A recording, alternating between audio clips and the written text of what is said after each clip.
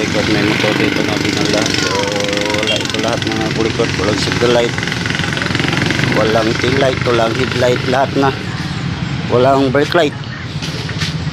So papaganahin natin ito lahat. Yan. So ang brand nga motor is MCX.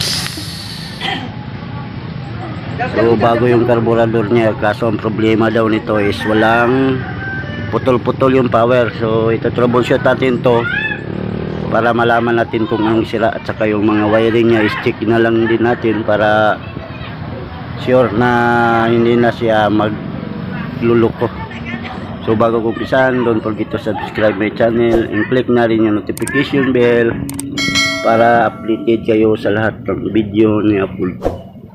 So hindi na natin patatagalin mga kakulikot para matanggal natin itong mga pairings niya, para ma-check natin kung bakit kulang yung kuryente na pumapasok doon sa putol-putol daw yung power niya. So bago naman yung carburetor, bagong bili.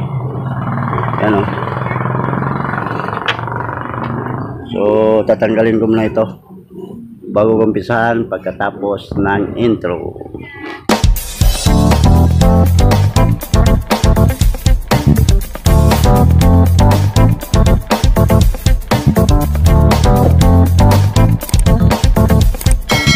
So tatanggalin natin lahat itong pairings niya para ma-check natin, ma-troubleshoot natin kung bakit walang mga power, walang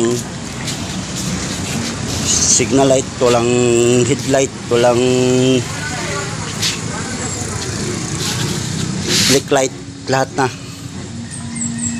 So i-check natin to lahat. Yung kasama ko, relax na relax. So manda na ito mga kulikot. Then lagyan na namin ng battery, OD. So yung mga wiring niya is mga putol lahat, may hindi nakabalot yan o. Then itong kuan, inayos ko na lang. So sa color coding ng regulator mga kulikot, kasi yung regulator niya is 4 wires lang. So itong red is ito yung papuntang battery. Then itong pink, ito yung charging niya.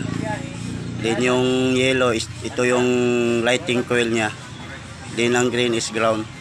Kasi China motor ito mga kulikot. Yung color coding ng China motor is kagaya ng Honda.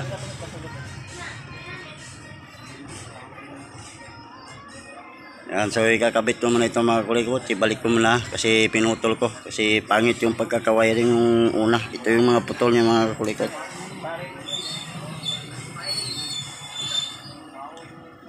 So mandar na ito siya, okay na siya. So ang problema lang nito is yung mga wiring niya, yung mga color coding ng signal light, yung sa headlight niya. So ibabalik natin yan lahat, paganahin natin lahat mga kulikot. So sa pagtitester ng charging niya mga kulikot, yung dulo ng test valve is nilagay natin sa negative kasi half wave lang ito siya, hindi naka full wave. Yan, so testera natin itong kulay white ito, kung ilaw ba. So yung tester ilagay nyo lang dito, pag check nyo pag umilaw, okay pa yung charging. Yan, ilaw. Okay pa. Ito yung charging niya mga kulikot. Ito yung charging niya. Ito yung lighting coil niya. So ang isusunod natin is itong kulay yellow. Ito yung lighting coil niya. So ganoon pa rin ang tester mga kulikot. Nasa negative pa rin. Yan. Yung dulo ng test probe is nasa negative pa rin. So tatadyakan natin kung may ilaw ba siya, para malaman natin kung mayroong lighting coil.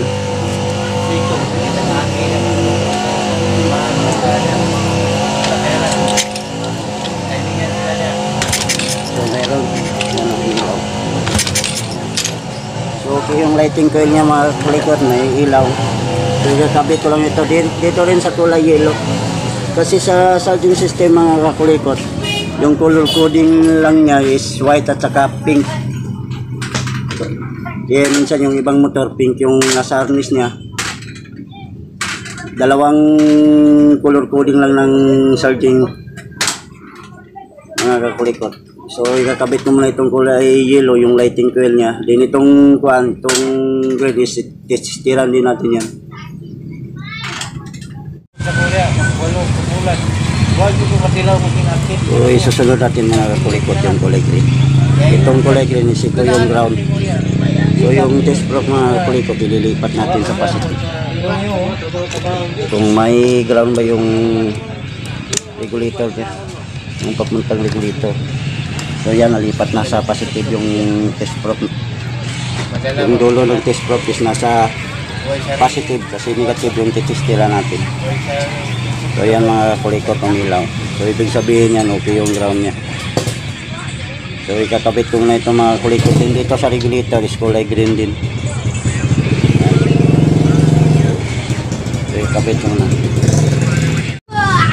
So dito tayo sa regulator. Ito yung papuntang regulator mga kulikot. Stator pala, sorry.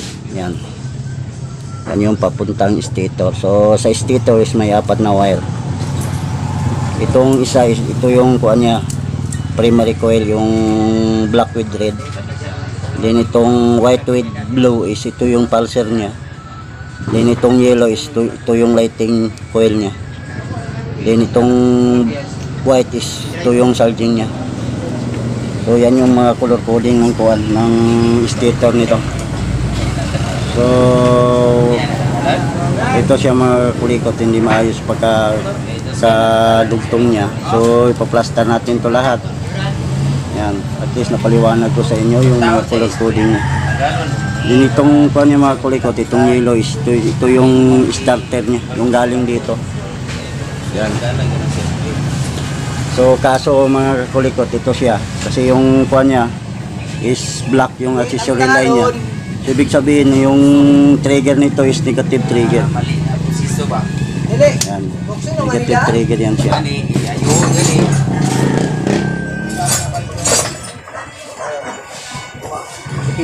Yan. So ibabalik ko muna mga kulikot, ayusin na namin itong